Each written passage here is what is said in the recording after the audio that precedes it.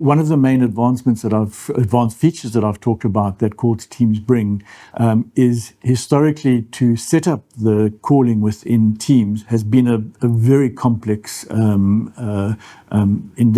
You've normally had to have a Microsoft certified partner, and they've had to do extensive configurations of the tenant with voice routing policies, user policies, dial plans, all of that.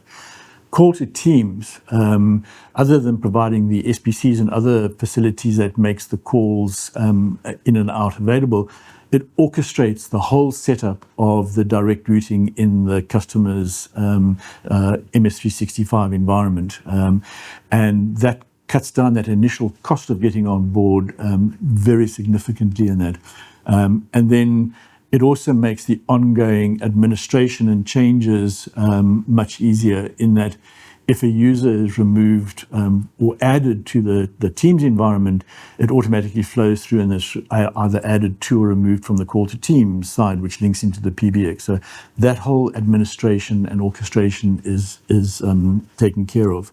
And then because users are in their Teams environment that they work with, all of the collaboration and the workflow and what they do within that is not having to switch out to their UCAS application.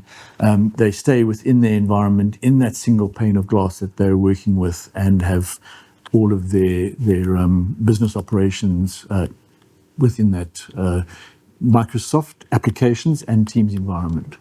One of the main inhibitors of companies taking advantage of being able to make and receive calls from their teams is one, what I've talked about, the extensive cost of setting it up. But the other is the licensing cost of doing it. And with Call to Teams, we bring a very cost-effective cost of providing the solution. And the handbrake that has historically been there is quite visible in that from BMI Technologies or Tech's research in South Africa, there's more than 1.5 million active Teams users, but only 51,000 of them are using the phone calling facilities in and out of Teams. So only about 4% of the potential users who could be using it.